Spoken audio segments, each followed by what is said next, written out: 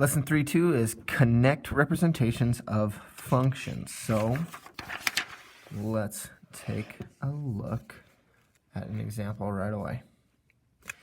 Okay, so represent a linear function. Linear function, you should see this word line.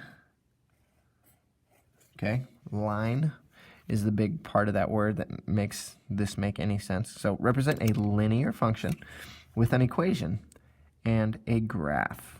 Okay, so a 10,000, remember we just learned y equals mx plus b, so keep that in mind. Y equals mx plus b is going to make this just slightly easier. A 10,000 gallon swimming pool needs to be emptied. Exactly 2,000 gallons have already been pumped out of this pool into a tanker. How can you determine how long it will take to pump all of the water into the tank?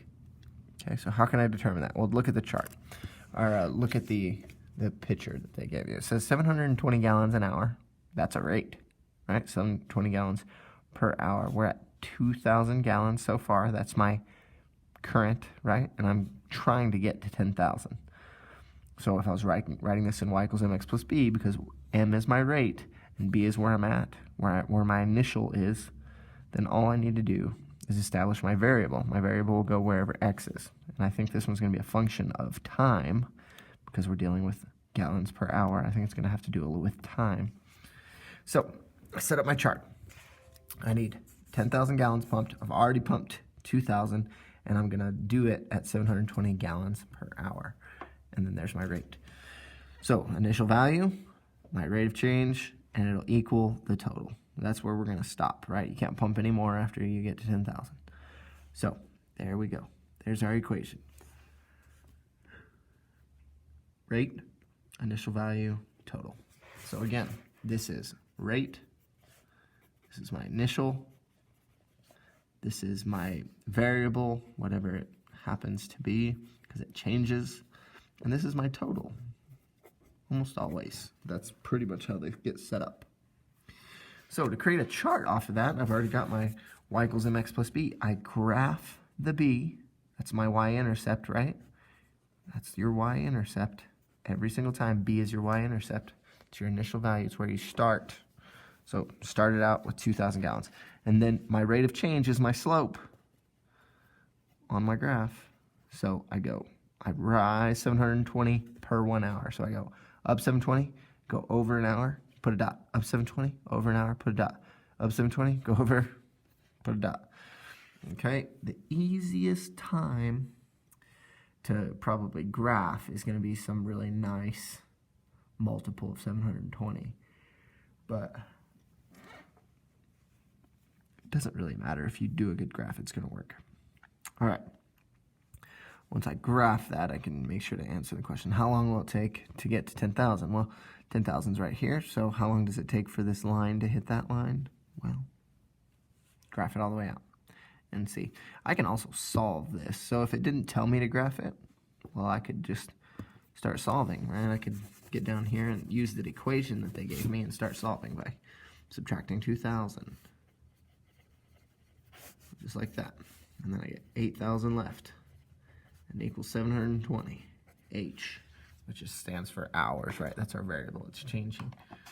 So I can take 8,000 divided by 720. Whoa.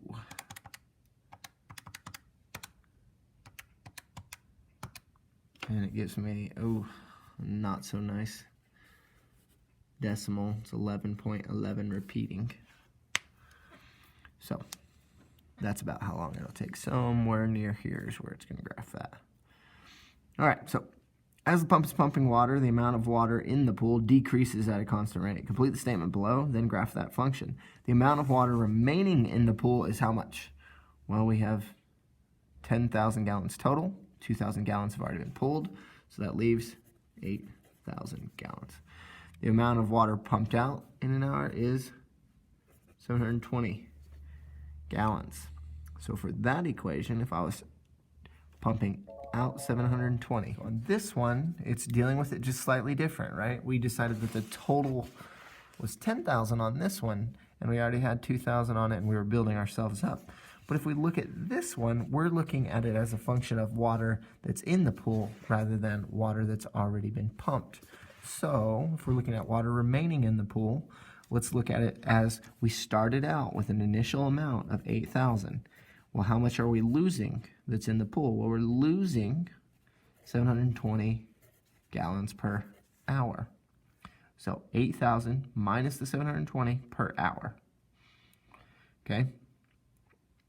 And then it's just a graph. So I can make it equal to y or whatever I want it to be. This is just remaining gallons. So how is the rate of change in this function different from the one in the first example? Well, this one is negative. Why is it negative? It's because we're talking about a different thing. We're talking about how much water is left in the pool. Well, we're draining the pool. We're subtracting from the pool. Whereas here, we're adding to the tanker. There's a difference. Adding to the tanker gives us a positive. Taking away from the pool gives us a negative. It's all about what we're trying to find here. So now, to graph this thing, I go up to 8,000. Looks like it's going up by 1,500 every time. Yep. So 8,000 is going to be somewhere near there. Okay. And then I'm just going to find another point. I'm going to do 10 because I can multiply by 10 really easily. I'm going to take 10, multiply it by 720, which is 7,200. Subtract those two, and I'm left with 800, which is going to be right above there. And then all I do after that is take my straight edge and make a straight line.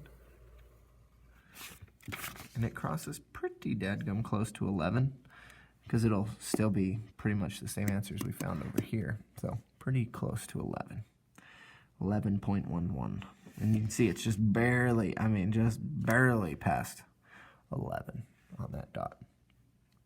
Okay. Graphed it. All you need to do to graph a linear function, remember it just makes a line. 2 points make a line. So if you can find 2 points in your graph, boom, that's all you need. First of all, let's look at this one. That's not linear at all. Okay. It is literally called a nonlinear function because it don't make a line. What you'll end up seeing these days, some kind of exponential function typically is following some sort of curve. This would be a parabola. So exponential functions have exponents. So this equation, for instance, is s squared, and that would make it an exponential function. So how can you determine whether the relationship between the side length and area is a function? Well, we can make a table first of all, and then we can look at its graph. The graph makes a difference. You can actually use, I'll show it to you here in a second. Let's just look at this one first. So make a table that shows and relates the sides of the function. So here's the equation. It says side squared equals a. Okay? So input is the side length, that's what's changing, side length, equals output, which is the area, okay? So we got some kind of math that's happening over here equaling a single letter.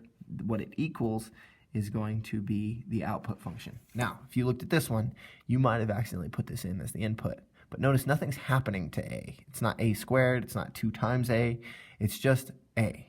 So that's why it's the total, because nothing's happening to it. But if you look over here, it's s squared. What's happening to this? It's getting multiplied by itself.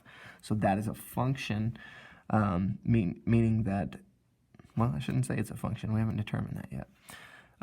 It is an expression that requires you to do something. So that's an input. That's where it's happening.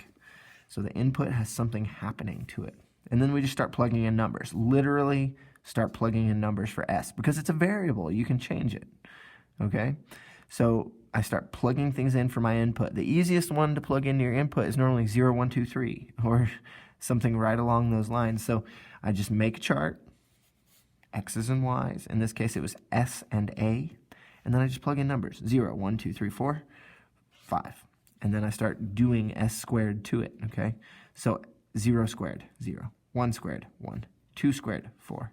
3 squared, 9. 4 squared, 16. 5 squared, 25. Then I put all those on my table. Boom, boom, boom, boom, boom. Connect them with a line. Now, because each x value corresponds with one y value, meaning there's no duplicates or craziness going on here, then it is a function. Now let me show you the easy way to do that. Get something, put it vertical, and then slide it across your page. As long as you're not hitting that line in more than one place at one time, then it is a function. This is called the vertical line test. You literally just slide it across, okay? So if I was looking at these ones, are these functions? Well, is it hitting in one place the entire time that I move it? Yeah, it's only hitting in that one place. So that one's a function. Is this one a function? Yeah. What about this one? Boom. Nope, I'm hitting that line in two places at one time now. Okay, so that one's not a function because I'm hitting for every x value. Let's look at x.